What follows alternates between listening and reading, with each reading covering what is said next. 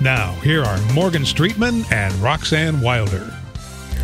Hey, Tampa Bay! Well, it's just Morgan Streetman and Pat George today. We are here and bright and early, Monday already. You know, normally we do this and we have lunch together, but now I expect you to bring breakfast so early.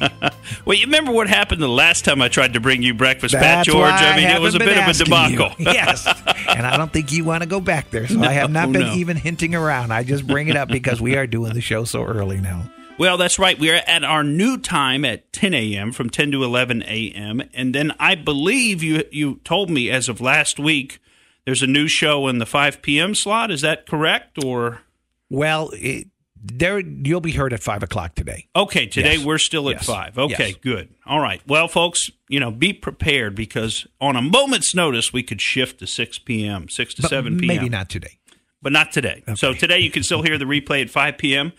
And, of course, anytime you can hear us worldwide on YouTube or at morganstreetmedia.com. How is your YouTube doing? It does okay. I mean, it doesn't do great. I'd like to have 100,000 subscribers and a bunch of people watching, but we don't quite get that. It's interesting to me to watch what kind of response we get off of our YouTube videos and which ones get a response. And, Pat George, you'll be interested in this. If you look into it, if you check out our YouTube page, which is also under Morgan Street Media, you'll find that our biggest response over about the last couple of weeks has been to those Bernie Sanders videos that we did, where Bernie took a honeymoon in Moscow back in 1988. And I have to tell you, it seems to me based on the ratio of upvotes to downvotes, which is not particularly in my favor, I would say. Okay. And we're getting more downvotes on those Bernie things than we're getting upvotes by a pretty significant margin. Now, is it the content or is it that people don't like Bernie? Well, they don't explain. They don't explain what they mean by that, what they mean by a downvote. I'm going to guess, this is just my guess, those would be fans of Bernie who are not liking our position on Bernie and saying that it is disqualifying to have been a huge fan who took a honeymoon over to the Soviet Union back in 1988, which was about a year before the wall came down, which was, at the height of the Cold War. Mm-hmm. So anyway, that's fine, though. But I find it interesting just to look at the changes in the culture in our country. It's gone from being something that would be unacceptable to be a ardent, open communist. Mm-hmm. To being something that, frankly, a lot of people say, well, what's wrong with that? It takes guts to be a communist and stand up against that horrible capitalistic system, right?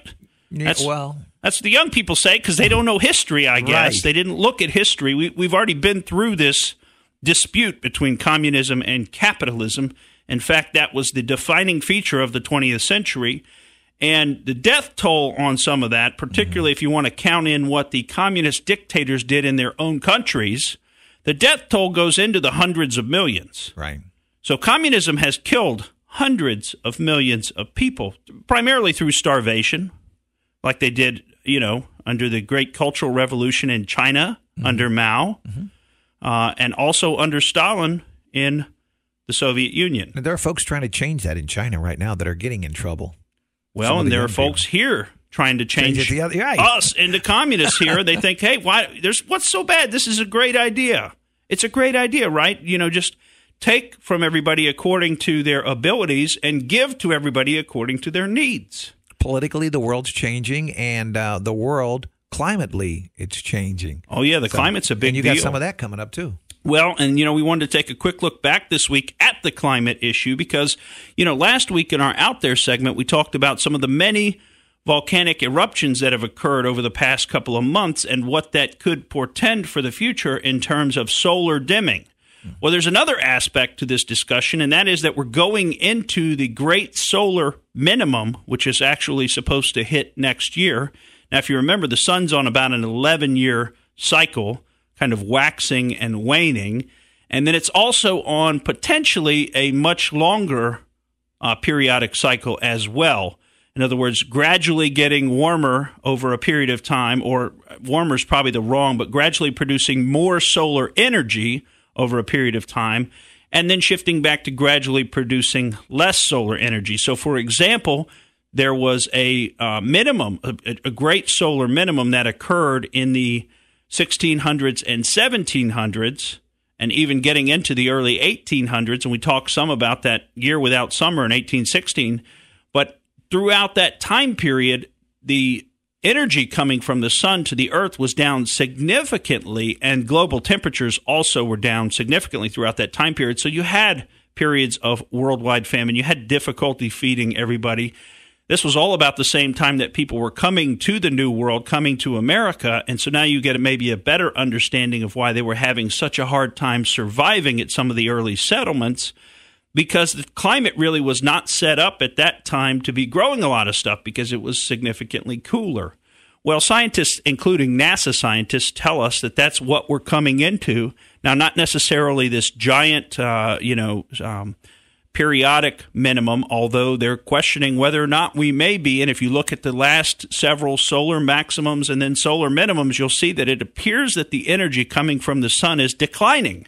Now, this has all kinds of effects on the planet because solar energy is what powers every aspect of our climate, from the currents in the ocean to the winds that control all of both the upper atmosphere and the lower atmosphere, all of our storms, monsoons, hurricanes, things like that. These all come from the initial cause is the energy of the sun. Are you talking like the sunbursts, the explosions on the sun, some of the sunbursts that we get that mess with the electronics?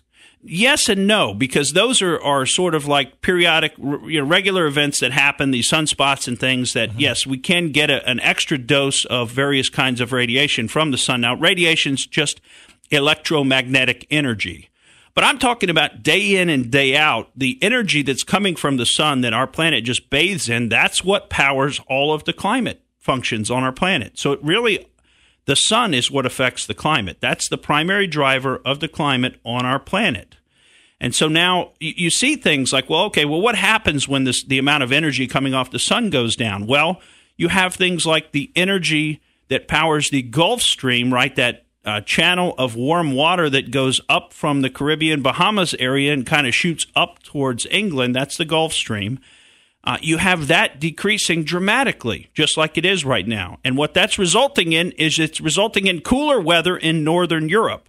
And they're actually right now having this kind of a weather pattern. We're having a decrease in the movement of warm water and energy, which is represented by the warm water, to the north. And that's creating, in certain areas, a drop down from the Arctic, where the Arctic weather pattern is actually now creeping into where it wouldn't otherwise be. Okay, places like northern Europe, even down into Ukraine, the breadbasket of Europe.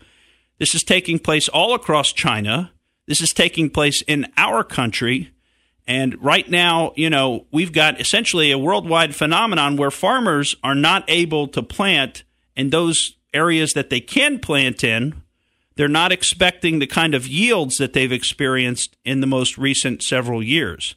So what we could be stacking up for, because we're having this occur in a lot of different places at the same time, is possibly a major decrease in the amount of food production from the different bread baskets. I mean, this is happening up in Canada. There are articles out there on this. There's a lot of information there, and we could go into a lot of depth on little individual aspects of it, but I'm trying to just keep it big picture at this point and focus on the fact that it looks like farmers all over the world are struggling. And, of course, here in the U.S., we've got our own set of problems, including the year that ended in April. If you count back a year from this past April, that was the wettest 12 months on record in the United States. Wow. I mean, that's pretty amazing, isn't it? Why? And it seems like we didn't really have a winter. Yeah, right. It seems like changes are afoot. Well, what I'm telling you, this is not coming from man-made global warming, or what they now want to call man-made climate change, because the global warming thing isn't still occurring, so they had to come up with a different name for it so that they wouldn't lose all their credibility. But the man-made stuff is a drop in the bucket, and I don't have it prepared here to talk about this week in detail, but some new studies have just come out, and I believe it was from researchers in Finland and Japan. I may be off on the countries. I know Japan was involved, but I think it was Finland and Japan who actually looked into how much man-made climate change there is, and it's like 1% of the total amount of climate change that's occurred in the last century was caused by man. The rest of it was caused by the sun.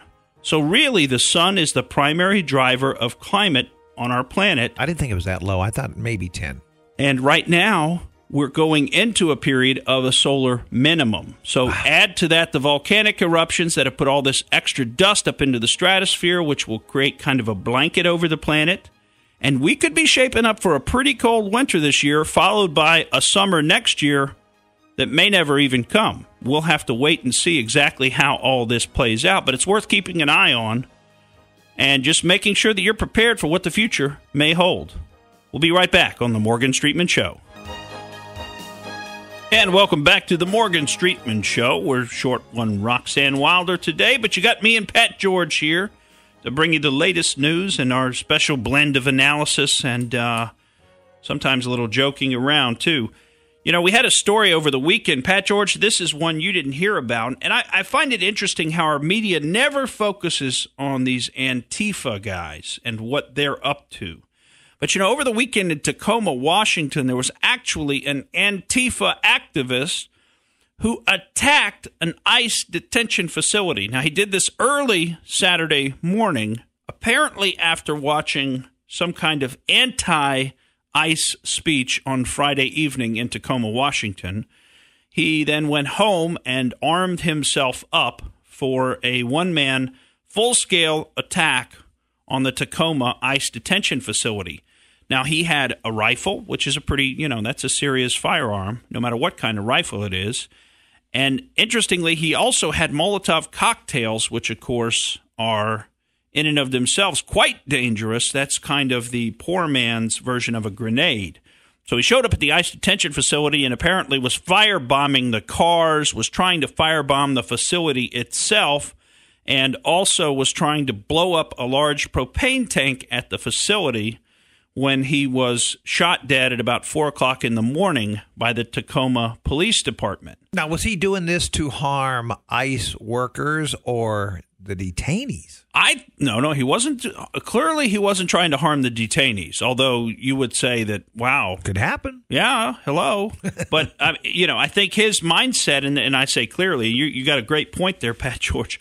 I mean, I think his mindset was like somebody who was trying to blow open the doors of the jail at the ICE facility and free the detainees. My guess is that's what his mindset was. Same thing that I like to do when I go to the animal control. I just want to open the cages and let them all run. Yes, okay. I don't understand. As long as you don't firebomb the place with Molotov cocktails, just Pat want to George. open the locks. I mean, you just want to open the locks and let the animals run free.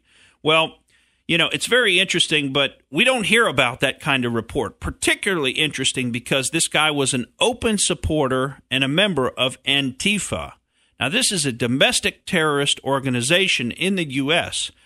We didn't get to talk much about it, but we did make a passing reference to what they did in Portland to a reporter named Andy No, who is a gay journalist who's also Asian, and basically documents Antifa's activities.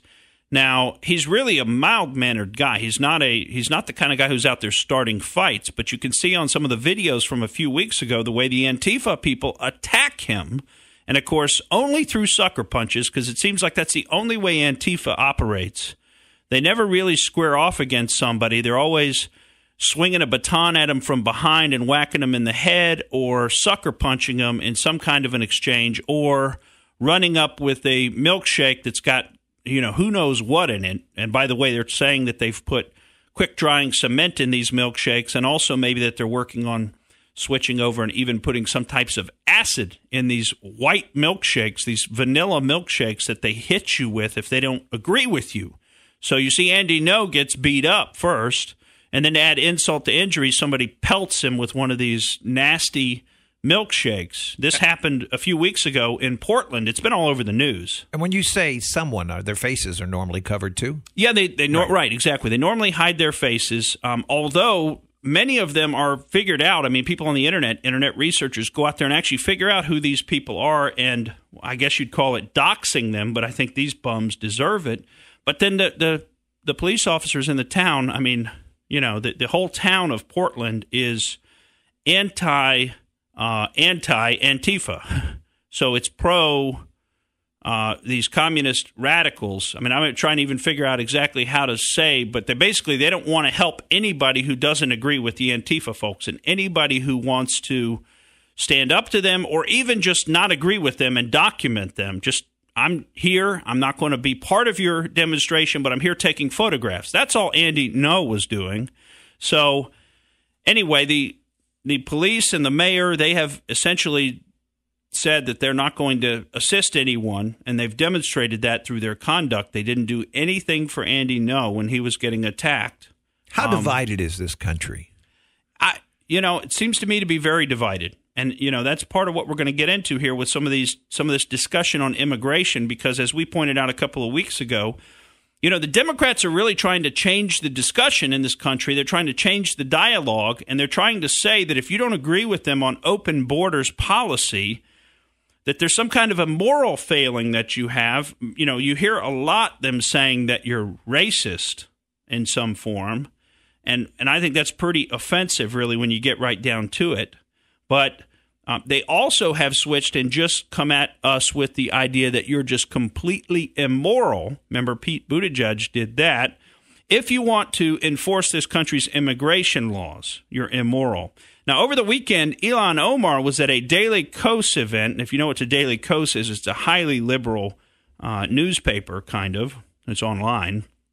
And she said that immigrants who come to this country are actually put in a worse position than the country that they left. Now, she used some poem that, I have to put quotes around poem because the language used in the poem to me just isn't very poetic.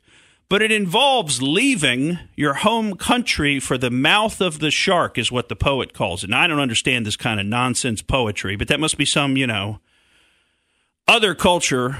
The mouth of the shark must mean something more to them than what it means to me. It just sounds silly to me. But apparently, these people are leaving their country for the mouth of the shark. But then wait till you hear what Ilhan Omar says, because they get to the mouth of the shark, which, by the way, that's America. She's saying America is the mouth of the shark. Like, we're the ones trying to give them free health care. We're the ones trying to give them welfare. We're trying to give them all this stuff, and we're the mouth of the shark. But listen to what she has to say, because they're actually worse off, apparently, when they come here than where they left. I think back to this famous poem from Warsan Shire. She says, "No one leaves for the mouth of the shark unless the mouth of the shark is safer than home." And so what we have heard in the testimonies of my colleagues is that some of these people now who have fled are actually being faced with a more dangerous mouth of the shark. People are being stripped of their dignity. They're being caged. Some of their children are being subjected to possible death. Possible death. They're children. They come here, they're subjected to possible death. It's like the worst place in the world. Well, you know what, folks? If this place is that bad, stay home. Be my guest and stay home. Yes. Right? Now, I want to talk about this some more because we got some great quotes here. We need to jump right into this next one. This is former ICE chairman, or what would he? Is that the right word, chairman? Anyway, the former leader of ICE, the head of ICE, Tom Homan, was testifying to Congress last week, and Alexandria Ocasio-Cortez confronted him about family separation policy. And I want you to hear this, and I'm going to play the whole thing because I want you to get a sense for how this exchange went. I would like to note that here it says the official recommendation. There were 3 different options presented. The third included the option for family separation. This initiative would pursue prosecution of all amenable adults, including those presenting with a family unit. Mr. Homan, your name is on this. Is this correct? Yes, I signed that memo. So you are the author of the family separation policy? I am not the author of this memo. You're not the author, but you signed the memo? Yes, a zero tolerance memo. So you provided the official recommendation to Secretary Nielsen on for the United States to pursue family separation. I gave Secretary Nielsen numerous recommendations on how to secure the border and save lives. But it says here that you gave her numerous options, but the recommendation was option 3, family separation. What I'm saying, this is not the only paper where we've given the Secretary numerous options to secure the border and save lives. And so the recommendation Of the many that you recommended family separation. I recommended zero tolerance. Which includes family separation. The same as is with every U.S. citizen parent gets arrested when they're with a child. Hear that? Zero tolerance was interpreted as the policy that separated children from their If I get arrested for DUI and I have a young child in the car, I'm going to be separated. When I was a police officer in New York and I arrested a father for domestic violence, I separated that father Mr. from his Holman, family. with all due respect, legal asylees are not charged with any crime.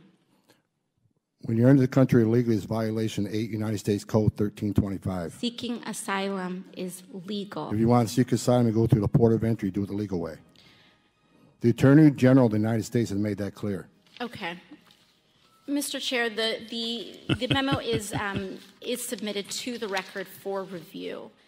So basically, Tom Homan left her speechless. She didn't know what to say to him because he pointed out just how absurd what she was saying to him was. And that if you're a U.S. citizen with a child, yes, you get separated when you get arrested. That's just how it works. Now, when we come back from the break, we've got another clip where Tom Homan mixes it up with Democrat Representative Chuy Garcia. And this is one you've got to hear because this one gets extremely heated. And it begins to set the pattern for how the Democrats are going to be attacking those who don't agree with them. And we're going to show you some more of the pattern when we come back on the Morgan Streetman Show. And welcome back to the Morgan Streetman Show. You know, just before the break, we were playing some of the congressional testimony from Friday from former ICE Chief Tom Homan. And, you know, one of the probably most exciting parts of his testimony was when he really got into it. And I don't really think he started it, by the way. And you'll hear that in the clip. But boy, oh boy, did he finish it. He really got into it with Illinois Democrat Representative Jesus Chuy Garcia. And you'll see the line of attack that Chuy Garcia took against Tom Homan. And the basic line of attack is that you don't care about the children in the detention centers because they're not the same color as your children. Listen to this. Mr. Holman, I'm a father. Do you have children? How can you possibly allow this to happen under your watch? Do you not care? Is it because these children don't look like children that are around you? I don't get it. Have you ever held a deceased child in your arms? First of all, your comments are disgusting. I've served my country. I've served my country for 34 years. I find your comments disgusting as well. I've served my country for 34 years. And yes, I held a 5-year-old boy in my arms in back of that tractor trailer. I knelt down beside him and said a prayer for him because I knew what his last 30 minutes of his life were like. And I had a 5-year-old son at the time. What I've been trying to do in my 34 years serving my nation is to save lives.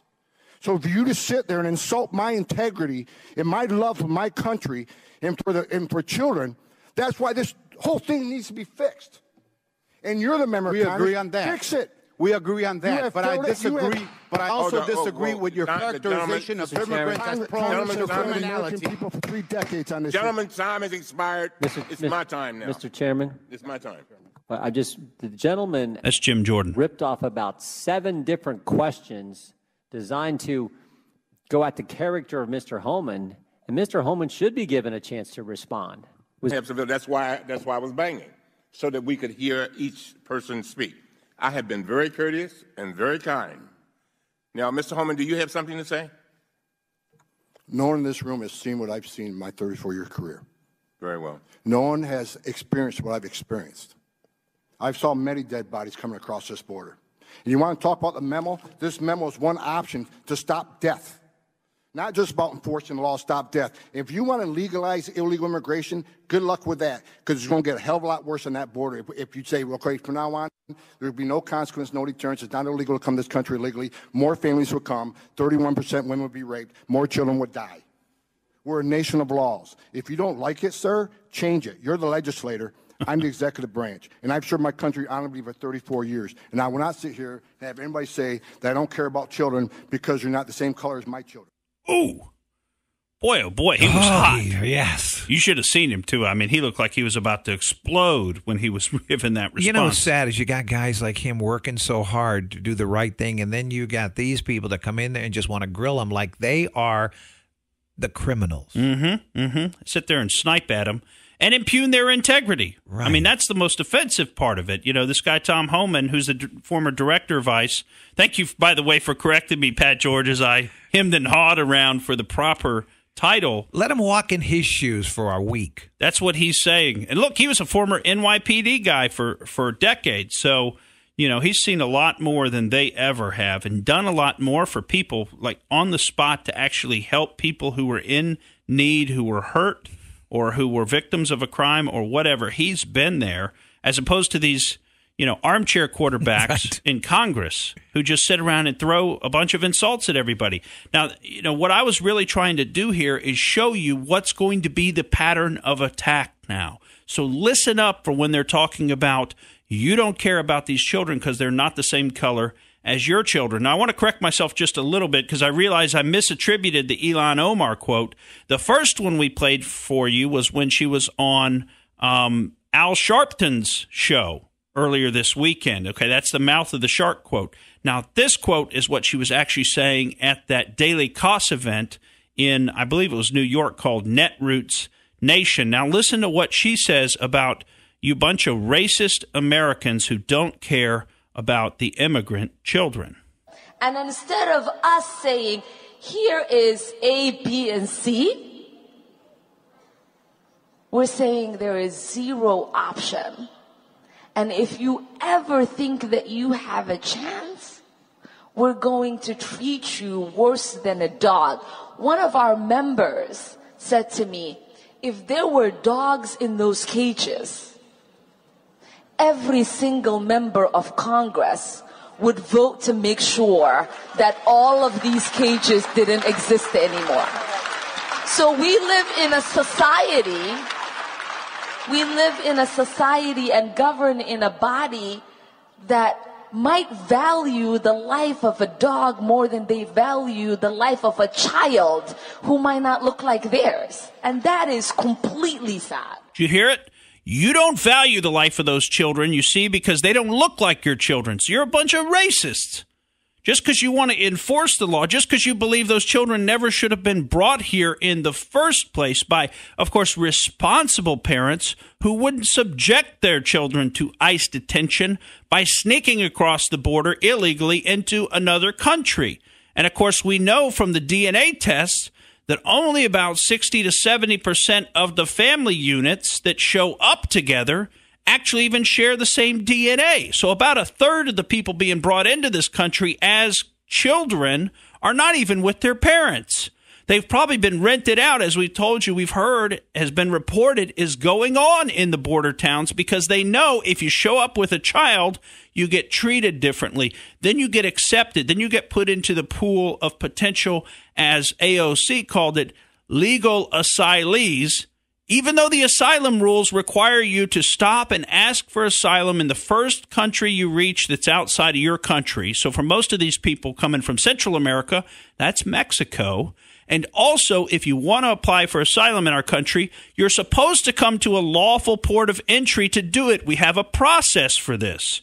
You don't just storm across our border, show up here, and say, okay, now I'm claiming asylum. I don't want to follow any of the rules in doing that, but I want you to refer to me as a legal asylee. Remember, all these people who have come have been trained by liberal lawyers who have been sent down there by groups like those funded by George Soros and others, and they've gone down there and they've taught these people what to say. They've taught them to say they're applying for asylum. They've taught them that if you come in family units, you're more likely to get across and be treated more favorably. They've taught them all these things because they want to break our system and overwhelm our system with these applications. And if you look at what they say behind closed doors, you'll see that that's really the plan that they have. It's not a plan about compassion or anything like this. This is a bald political stunt because they know they cannot win with their radical policies with the American voters that live here in this country now. So what they want to do is switch and get some new voters. They want to import a bunch of new voters and people who are going to be totally dependent on them for everything. Remember what Kamala Harris said in the debates? People want to know how we're going to put food on their table. Well, I say good, honest, hardworking Americans don't want to know how the government is going to put food on their table because they're smart enough to know the government doesn't put food on anybody's table. Only private industry incentivized through the ownership of private property. That is what has created the period of a huge amount of prosperity in this entire world. That one concept of private property is what's created prosperity, not government. It's the ability to own something yourself and to know that if you put your labor into something that it can be yours and you can actually benefit from your labor. And that encourages people to want to invest their labor and their ideas and their creative powers into projects. If they know that it's never going to be theirs and it's only going to be taken away, and no matter how hard they work or how innovative they are, they're going to get the same exact thing that their neighbor gets who doesn't do anything, who doesn't innovate, who doesn't work hard, then they are not going to, by and large, make the effort because there's no reward. So it's that system of private ownership and reward for hard work. That's the capitalist system. That's the free market system. That's what's responsible for almost all of the prosperity in our world. And these people want to upend it. They want to do away with it. They want to create a nation full of what amount to slaves. You're totally dependent on the government to provide for your every need. And when they know when we reach that situation, now the government owns you. When you're totally dependent on the government, it owns you.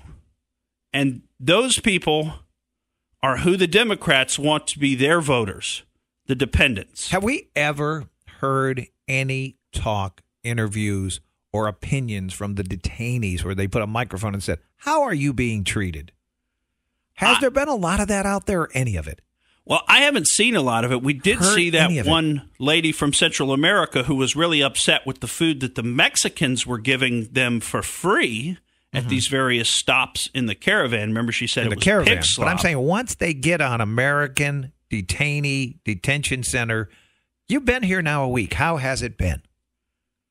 I have not seen those interviews. I have not seen interviews with people. I have seen visits to the detention centers, and yes, they are overcrowded at this time. But is that our fault? I mean, is it our fault that we don't have the facilities for this, what amounts to an invasion? No, it's not our fault. We're not required to have facilities for all these lawbreakers. If they went through a legal port of entry, they would not be admitted to this country, and we wouldn't have all this overcrowding. It's because they snuck in, because they first broke the rules. And keep in mind, folks, we're not asking them to do anything that's not required of us. Because let me tell you something. If you cross into Mexico illegally and they catch you, they're going to jail you. Then they're going to deport you. Yeah, see if you get any air conditioning, a blanket, or a decent meal there. Yeah. Have you heard anything about Mexican jails? In Mexican jails, the families are required to provide for the inmates. So since you don't have a Mexican family, how are you going to get food and clothing and bed sheets or whatever you might need in jail? We're coming up on a third break already, and I know you get a lot. Oh, man. I wanted to switch gears. I know we're coming up too fast to really do any of this justice, but I had kind of wanted to switch gears and talk a little bit about the Jeffrey Epstein stuff, because that's just been hot and heavy in the news, and there's so much more to come out about this, and it's hard to – there are so many little nuances and so many little facts. You know, one of the interesting things as I've been doing my research is it comes to be apparent that there's a lot of question about how he made his money. And I didn't even realize that up until this version of the story. I remember Epstein from the late 90s as being a very wealthy guy. And I remember his involvement with Bill Clinton and others, and then up into the early 2000s. But now it's coming to pass over this past week or so that folks are looking into how did he actually make his money, and it seems like they're not able to figure it out. And so there's some question as to whether or not he is beholden to other people, maybe a high-level intelligence service. That's certainly been thrown around, and there are some facts that make that sound suspicious and maybe even possible. We'll share a few of those when we come back before we go out there. And welcome back to the Morgan Streetman Show. You know, before we go out there, I want to just finish telling you just a few little things about the Jeffrey Epstein story that I think are worth further research. We were talking some about how he made his money, and of course we really can't do that whole issue justice here because we have a limited amount of time. But that's worth looking into, and particularly the relationship between him and Leslie Wexner, who was the founder of the Limited Brands, which includes Victoria's Secret. You just stick around and stay for the next hour, and we'll talk about it there. Exactly. Well, you know, one of the things I wanted to point out to folks is there was actually somebody went out, I think it took a boat out to Jeffrey Epstein's island fairly recently, like in the past few days, and actually took a drone video of some of the different structures. And Pat George, you're showing me there on the screen other videos that have been taken. So there have been a series of high-def videos that have been taken by drone of the different facilities that Epstein's got on his island. In particular, one of the most interesting, I'd say, is this temple that he's got built there. And it's a very strange kind of structure. Definitely looks like a temple. Now, in the more recent video, they've removed the golden dome from it, as well as some of the golden statues that sat on top of the temple. So I don't know if they're taking some stuff down from the island. Of course, we also heard there was a fire there late last week. I mean, you've got to imagine that there's some kind of evidence on this island, and I'm wondering whether or not federal prosecutors likewise went down and raided his island in the Virgin Islands. And we didn't hear any reports that they did, but certainly if they were trying to catch him with evidence of multiple crimes, it would seem that maybe they could have gone into other jurisdictions like the U.S. Virgin Islands and looked at some of what he has there. What I wanted to point out to you, and I guess I better speed this up or we're not going to get through it all, but what I wanted to point out to you is that Epstein's primary assistant is a lady named Ghislaine Maxwell. And Ghislaine Maxwell, it's sort of alleged that she was the person who went out and recruited and trained these young girls to essentially be prostitutes to these high-level dignitaries and Epstein himself. Now, Ghislaine Maxwell is the daughter of Robert Maxwell, who's sort of got a storied history of involvement with a high-level intelligence service, that being the Mossad.